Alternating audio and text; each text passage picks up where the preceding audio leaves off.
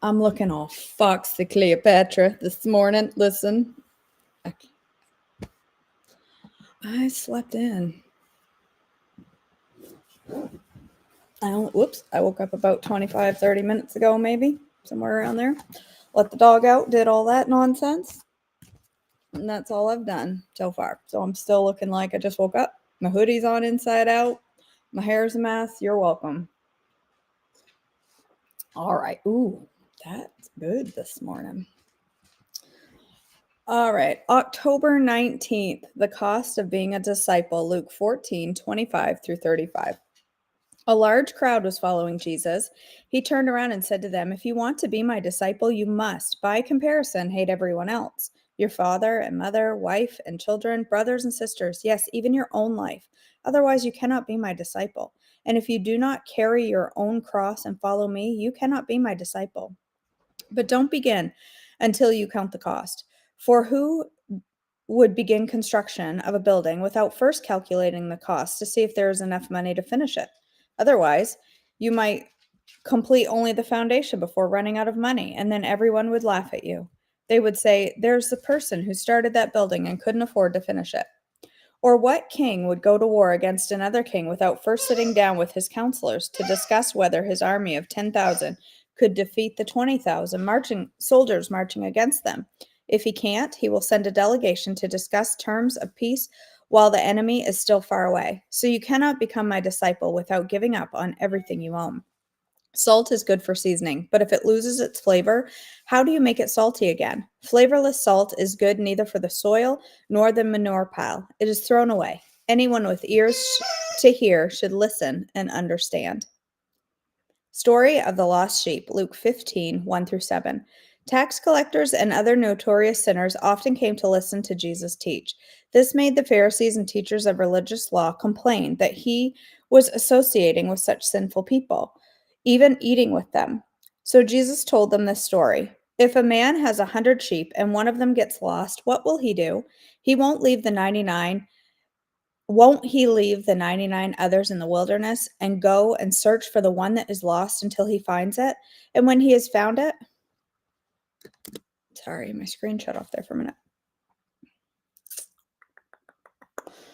And when he has found it, he will joyfully carry it home on his shoulders.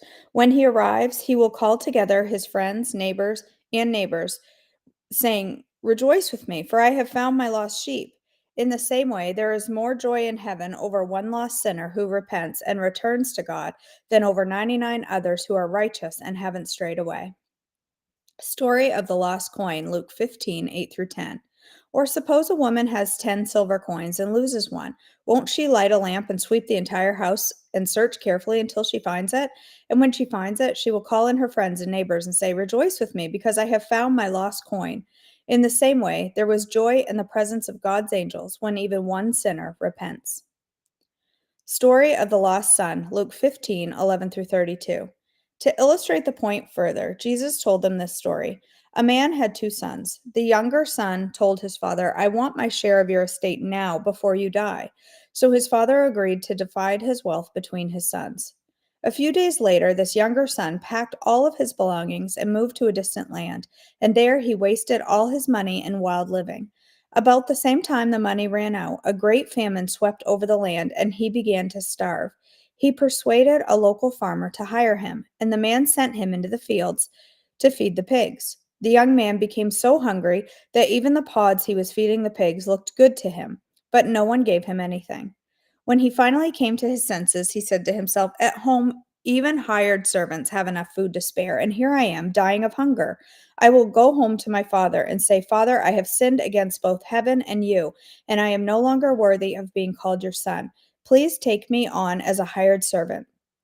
So he returned home to his father, and while he was still a long way off, his father saw him coming. Filled with love and compassion, he ran to his son, embraced him, and kissed him. His father said to him, "Father, I have sinned against both heaven and you, and I am no longer worthy of being called your son." But his father said to the servants, "Quick, bring the finest robe in the house and put it on him. Get a ring for his finger and sandals for his feet, and kill the calf we have been fattening. We must celebrate with a feast. For this son of mine was dead and has now returned to life. He was lost, but now he is found. So the party began. Meanwhile, the older son was in the field working. When he returned home, he heard music and dancing in the house, and he asked one of the servants what was going on. Your brother is back, he was told, and your father has killed the fattened calf. We are celebrating because of his safe return. The older brother was angry and wouldn't go in. His father came out and begged him, but he replied, All these years I slaved for you and never once refused to do a single thing you told me to do. And in all that time, you never gave me even one young goat for a feast with my friends. Yet when this son of yours comes back after squandering your money on prostitutes, you celebrate by killing the fattened calf. His father said to him, Look, dear son, you have always stayed by me, and everything I have is yours. We had to celebrate this happy day, for your brother was dead and has come back to life. He was lost, but now he is found. Story of the shrewd manager, Luke 16, 1 through 18. Jesus told this story to his disciples. There was a certain rich man who had a manager handling his affairs, and one day a report came in that that manager was wasting his money. So the employer called him in and said, What's this I hear about you? Get your report in order because you are going to be fired. The man thought to himself, Now what? My boss has fired me. I don't have the strength to dig ditches, and I'm too proud to beg. I know how I will ensure that I have plenty of friends who will give me a home when I am fired. So he invited each person who owed money to his employer to come and discuss the situation. He asked the first one, How much do you owe him? The man replied, I owe him 800 gallons of olive oil. So the manager told him, Take the bill and quickly change it to 400 gallons. And how much do you owe my employer? He asked the next man. I owe him 1,000 bushels of wheat, was his reply. Here, the manager said, take the bill and change it to 800 bushels. The rich man had to admire the dishonest rascal for being so shrewd. And it is true that the children of this world are more shrewd in dealing with the world around them than are the children of the light. Here's the lesson. Use your worldly resources to benefit others and make friends. Then, when your possessions are gone, they will welcome you to an eternal home. If you are faithless in little things, you will be faithful in large ones. But if you are dishonest in little things, you won't be dishonest with greater responsibilities.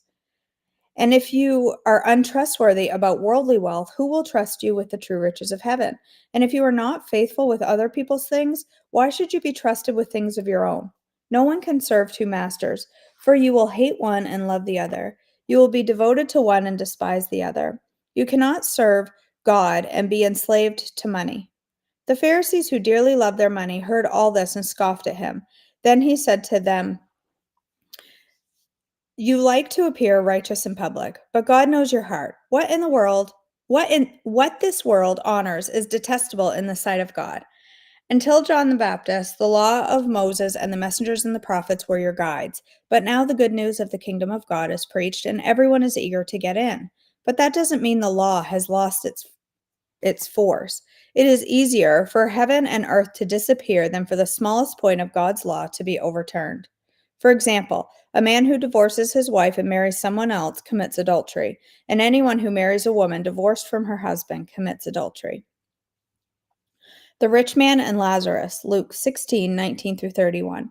Jesus said there was a certain rich man who was splendidly clothed in purple and fine linen, and who lived each day in luxury. At his gate lay a poor man named Lazarus, who was covered with sores. As Lazarus lay there longing for scraps from a rich man's table, the dogs would come and lick his open sores. Finally, the poor man died and was carried by the angels to sit beside Abraham at the heavenly banquet. The rich man also died and was buried, and he went to the place of the dead. There, in torment, he saw Abraham in the far distance with Lazarus at his side. The rich man shouted, Father Abraham, have some pity. Send Lazarus over here to dip the tip of his finger in water and cool my tongue. I am in anguish in these flames. But Abraham said to him, Son, remember that during your lifetime you had everything you wanted, and Lazarus had nothing. So now he is here being comforted, and you are in anguish. And besides, there is a great chasm separating us. No one can cross over to you from here, and no one can cross over to us from here. Then the rich man said, Please, Father Abraham, at least send him to my father's home, for I have 5 brothers, and I want him to warn them so they don't end up in this place of torment. But Abraham said, Moses and the prophets have warned them. Your brothers can read what they wrote. The rich man replied, No, Father Abraham, but if someone is sent to them from the dead, they will repent of their sins and turn to God. But Abraham said, If they won't listen to Moses and the prophets, they won't be persuaded, even if someone rises from the dead. Teachings about forgiveness and faith, Luke 17, 1 through 10. One day, Jesus said to his disciples, There will always be temptation to sin, but what sorrow awaits the person who does the tempting? It would be better to be thrown into the sea with a millstone hung around your neck than to cause one of these little ones to fall into sin. So watch yourselves. If another believer sins, rebuke that person. Then, if there is repentance, forgive, even if that person wrongs you 7 times a day, and each time turns again and asks forgiveness, you must forgive. And the apostles said to the Lord, Show us how to increase our faith. The Lord answered, If you had faith even as small as a mustard seed, you could say to this mulberry tree, May you be uprooted and planted in the sea, and it would obey you. When a servant comes in from plowing or taking care of the sheep, does the master say, Come in and eat with me? No, he says, Prepare my meal and put on your apron and serve me while I eat. Then you can eat later. And does the master thank the servant for doing what he was told to do? Of course not. In the same way, when you obey me, you should say, We are unworthy servants who have simply done our duty. The death of Lazarus, John 11, 1 through 37. A man named Lazarus was sick. He lived in Bethany with his sisters, Mary and Martha. This is the Mary who later poured the expensive perfume on the Lord's feet and then wiped them with her hair. Her brother, Lazarus, was sick. So 2 sisters sent a message to Jesus telling him, Lord, your dear friend is very sick. But when Jesus heard about it, he said, Lazarus' sickness will not end in death. No, it happened for the glory of God, so that the Son of Man will receive glory from this. So although Jesus loved Martha, Mary, and Lazarus, he stayed where he was for the next 2 days. Finally, he said to his disciples, Let's go back to Judea. But his disciples objected. Rabbi, they said, only a few days ago the people in Judea were trying to stone you. Are you going there again? Jesus replied, There are 12 hours of daylight every day. During the day, people can walk safely. They can see because they have the light of this world. But at night, there is danger of stumbling because they have no light. Then he said, Our friend Lazarus has fallen asleep, but now I will go and wake him up. The disciples said, Lord, if he is sleeping, he will soon get better. Then they thought Jesus meant Lazarus was simply sleeping, but Jesus meant Lazarus had died. So he told them plainly, Lazarus is dead, and for your sakes I am glad I wasn't here. For now you will really believe. Come, let's go see him. Thomas, nicknamed the twin, said to his fellow disciples, Let's go too and die with Jesus. When Jesus arrived at Bethany, he was told that Lazarus had already been in his grave for 4 days. Bethany was only a few miles down the road from Jerusalem, and many of the people had come to console Martha and Mary in their loss. When Martha got word that Jesus was coming, she went to meet him, but Mary stayed at the house. Martha said to Jesus, Lord, if only you had been here, my brother would not have died. But even now I know that God will give you whatever you ask. Jesus told her, Your brother will rise again. Yes, Martha said, he will rise when everyone else rises at the last day. Jesus told her, I am the resurrection and the life. Anyone who believes in me will live, even after dying. Everyone who lives in me and believes in me will never die. Do you believe this, Martha? Yes, Lord, she told him. I have always believed you were the Messiah, the Son of God, the one who has come into the world from God. Then she returned to Mary. She called Mary aside from the mourners and told her, The teacher is here and he wants to see you. So Mary immediately went to him. Jesus had stayed outside the village at the place where Martha met him. When the people who were at the house consoling Mary saw her leave so hastily, they assumed she was going to Lazarus' grave to weep. So they followed her there. When Mary arrived and saw Jesus, she fell at his feet and said, Lord, if only you had been here, my brother would not have died. When Jesus saw her weeping and saw the other people wailing with her, a deep anger welled up within him, and he was deeply troubled. "Where have you put him?" he asked them. They told him, "Lord, come and see." Then Jesus wept. The people who were standing nearby said, "See how much he loved him." But some said, "This man healed a blind man. Couldn't he have kept Lazarus from dying?" You'll have to wait for the rest for tomorrow. All right, what did I do with my bookmark? It's on the floor. I'll get it after. All right.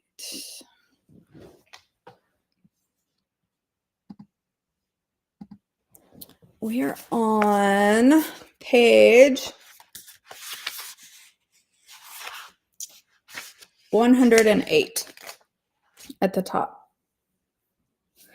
The thing with darkness is that it is not confined to a Minnesota country road on a dreary March night. And it doesn't only exist on the opposite side of the car window. Darkness is out there, but it is also in me.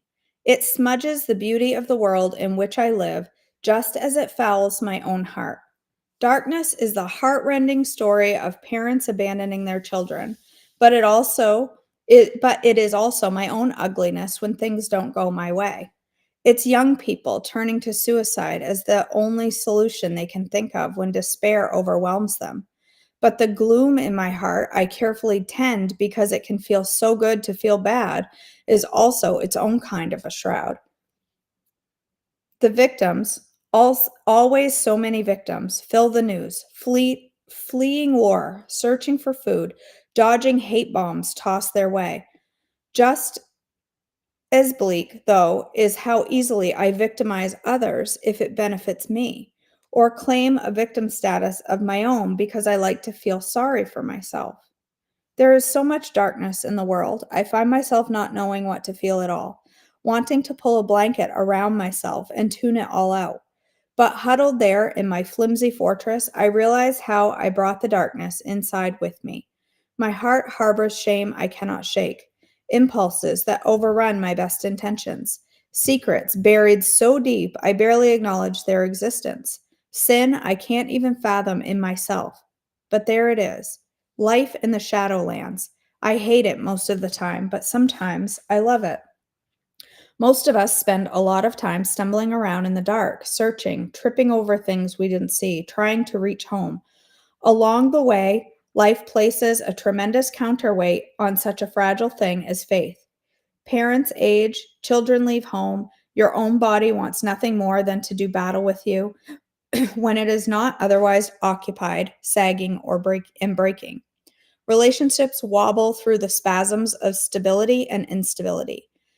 The seasons come and go, and sometimes they bring panic, sometimes struggle, sometimes joy. In the midst of all of it, the presence of God can come to seem as fogged and ambiguous and hidden from view as the road ahead of an icy winter night, until mercifully the light of another travel reminds you that you are not alone. Okay, I'm going to stop right there. All right. I'm going to go back and read the chat. All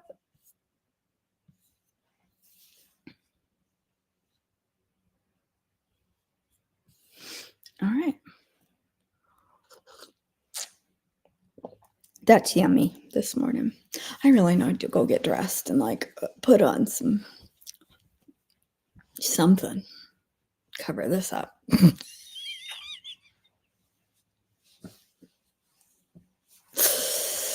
All right, my friends. Thank you for joining me. Let's go ahead and end in prayer. God, our Father, thank you for our time together. Thank you for the blessing of having your word available to us that we can open and read whenever we want. And I thank you for that. I pray that you will make clear to us the message you want for us each day as we dive into your word. Make it open our eyes to the truth that you want for us and apply it to our lives directly. God, I pray for each woman here and all that they are going through. I pray for strength and comfort and wisdom as they walk through different situations in their life. I pray for Susan today as she gets ready to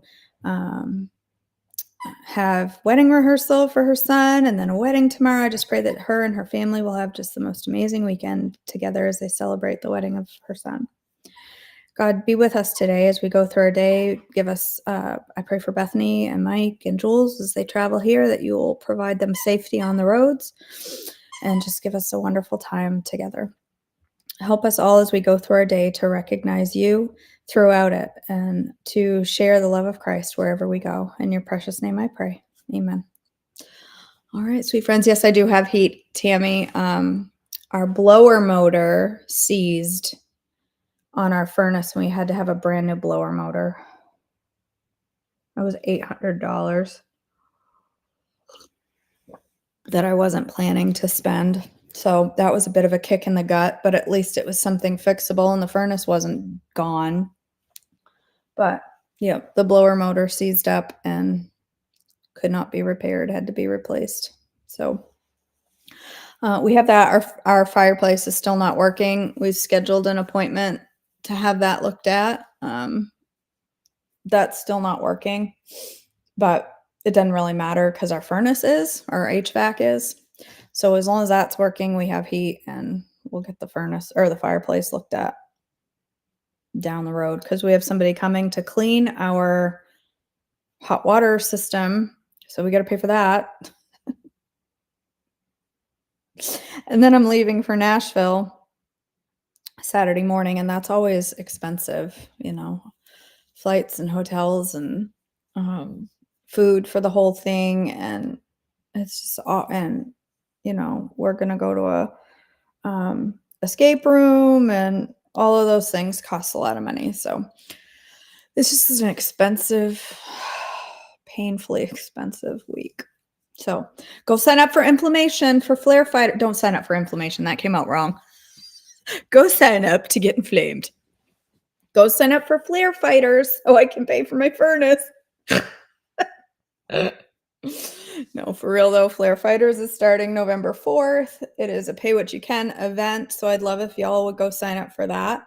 And then don't forget, I have a week of free coaching coming up starting on the 31st. So that is next week, a week of free coaching. We are, Tammy, the meetup is, email will go out about it on Wednesday.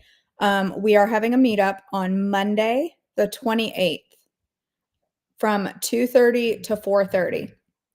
It's all the coaches that are going to the retreat. So all 6 of my team, myself and my 5 coaches on Team Joyful Life will all be there. And then other coaches as well at the cafe. 2:30 to 4:30 on Monday, the 28th. So I need to get something posted about that. I have an email going out Wednesday, but I really need to get something posted about it probably today. So, all right, you guys, thank you so much for joining me for devotions. I'm not going to cook live today. I have to clean my house. It's gross. I need to pick some things up and, Nope, the meetup is Monday. It's Monday afternoon. I fly home on Tuesday. Shelly. Yeah, it's the 28th, which is, do I have the date right? I know it's Monday, but is Monday the 28th? I think it is. Yes. Yep. Monday the 28th. That's the last night of the retreat. And then we all fly home on the 29th. So I'll get some graphics posted this week. All right, you guys. Excuse me. I love you. I gotta go take my fairy hair out. I can't stop playing with it. It's getting a little worn out. I think it's time to pull my fairy hair out. I think it's time. It's getting all crinkly and it looks like tinsel on a Christmas tree. It's getting all frayed, and I think it's time to go take it out. So I think I'm gonna go do that. Go remove my fairy hair. I have like 20 pieces in my head. I gotta go find some pliers and hopefully not accidentally rip my hair out. So, all right, you guys, I love you so much. Thanks for joining me this morning, and I will